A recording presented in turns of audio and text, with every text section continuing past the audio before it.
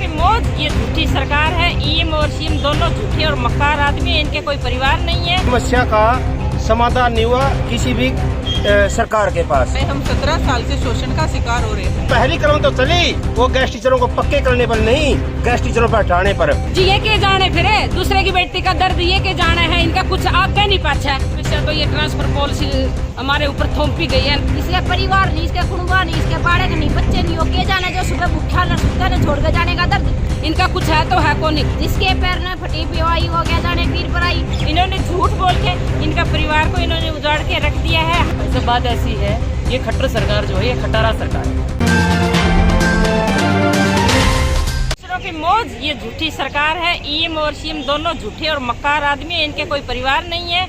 और ये gas teacher के नाम पे अपनी बहन बेटियों को तंग कर रहे हैं। इनका परिवार को इन्होंने उजाड़ के रख दिया है। हम इस सरकार से बहुत खिलाफत में हैं। इन्होंने झूठ बोल के वादा करके और लिखित में हमें देखे हमारे सामने और हमसे झूठ बोल के इन्होंने वोट लिए थे, और आज ये हमारे साथ इतना अन्याय कर रहे हैं। इनको इनके कुछ परिवार होता तो इनको पता लगता भी जनता का, पब्लिक का क्या दर्द होता है। इनके तो कुछ है नहीं, इन्होंने अपने जैसे ही सभी को समझ लिया है। इसलिए मैं हरियाणा सरकार से खासकर ईएम और सीएम को यही कहना चाहूंगी, या तो वक्त से संभल जाए, नहीं तो वो दिन दूर नहीं है, हम आपकी कॉलर पकड़ के रोड पे खींच लाएंगे।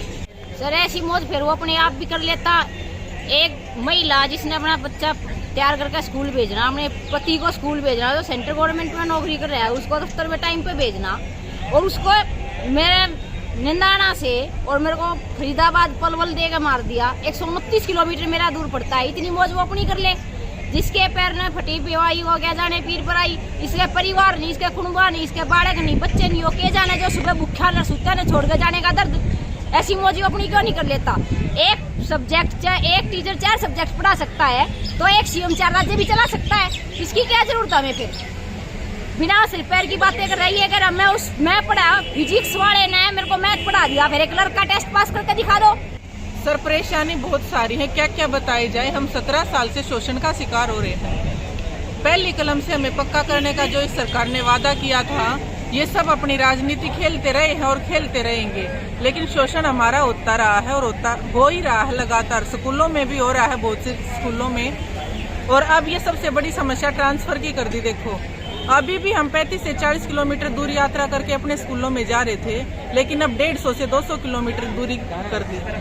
मेरी सोनीपत से फरीदाबाद बदली कर दी। और मेरे छोटे छोटे बच्चे हैं। बेटी 12वीं क्लास में है जो मेडिकल साइंस की पढ़ाई कर रही है। ट्यूशन्स लगे हुए हैं सोनीपत में, और बेटा 5वीं कक्षा में है। बुजुर्ग सास है घर में, पति प्राइवेट काम करता है। तो बताओ क्या क्या समस्याएं नहीं। मेरे जैसी और भी बहुत सी बहनों की अनेक समस्याएं हैं। उन सब के समाधान के लिए आज हम यहाँ इकट्ठे हुए हैं, और हम सरकार से गुजारिश करते हैं कि हमारी सुनवाई हो और इसका समाधान निकाला जाए। हाँ जी, सरकार ने पहली कलम से पक्का करने का वादा किया था, उसके ऊपर तो अभी कोई विचार भी नहीं हो रहा सरकार का।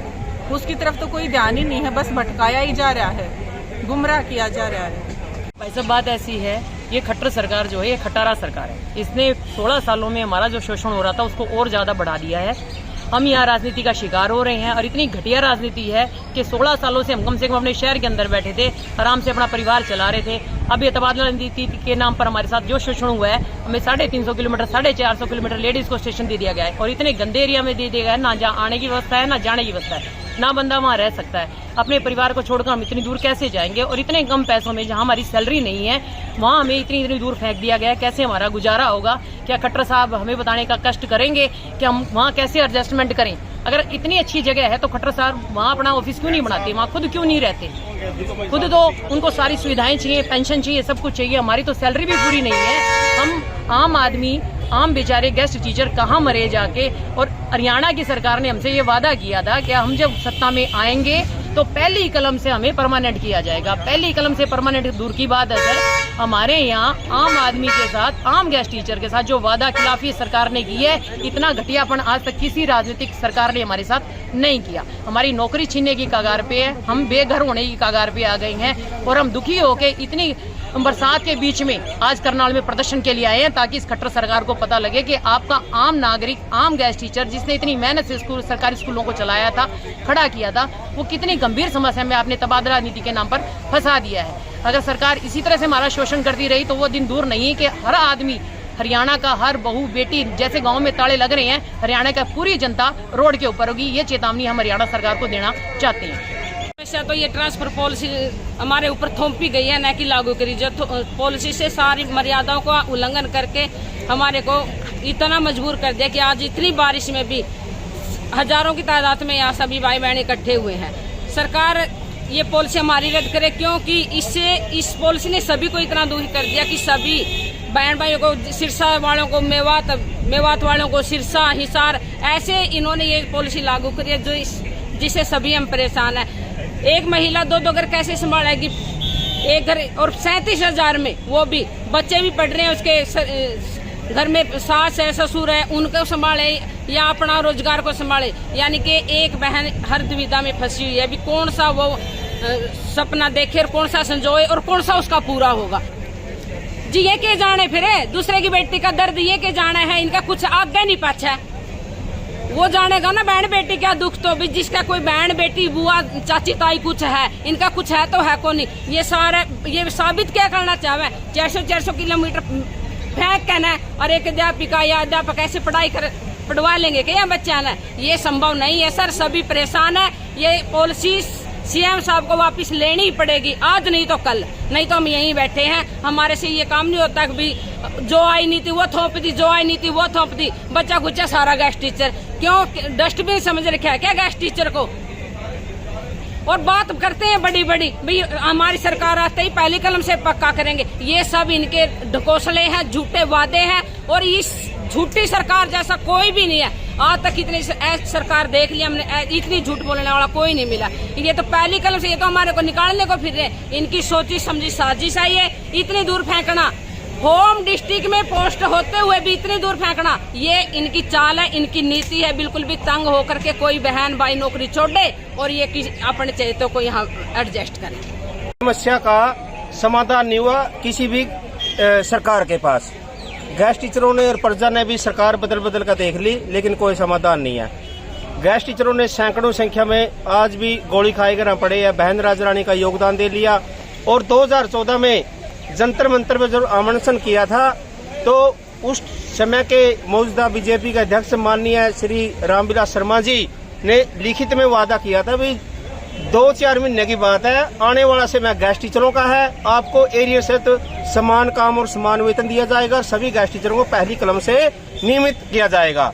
लेकिन वो सरकार भी आई, गैस टीचरों ने भी जब साथ दिया, लेकिन वो पहली कलम तो चली, वो गैस टीचरों को पक्के करने पर नहीं, गैस टीचरों पर हटाने पर।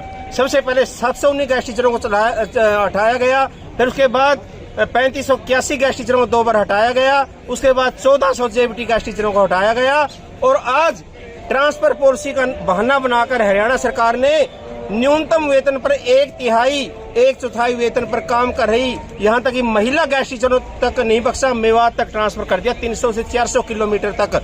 आज बड़े ही दुर्भाग्य की बात है। और हरियाणा के सरकारी स्कूलों में पोस्टें कैप्ट कर ली। एक तरफ तो माननीय मुख्यमंत्री जी कहते हैं भाई हम 12,000 टीचरों की भर्ती कर रहे हैं, जब हरियाणा में 12,000 पोस्टें खाली पड़ी है तो गैस टीचरों को मेवात में भेजने की नौबत कौन सी आ गई थी? क्या हरियाणा के बच्चे हरियाणा के नहीं है? क्या उनको शिक्षा की जरूरत नहीं है? 4 महीने से और भारत सरकार मना रही है भाई 75वां राष्ट्रीय महोत्सव। मैं कहता हूं हरियाणा सरकार को इसका नाम गैस टीचर आनंद फन ट्रांसफर महोत्सव रख देना चाहिए।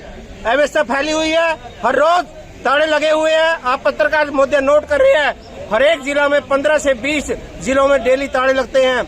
बच्चे परेशान हैं। 29 तारीख से परीक्षा शुरू होने वाली है, लेकिन उनको संभालने वाला कोई नहीं है।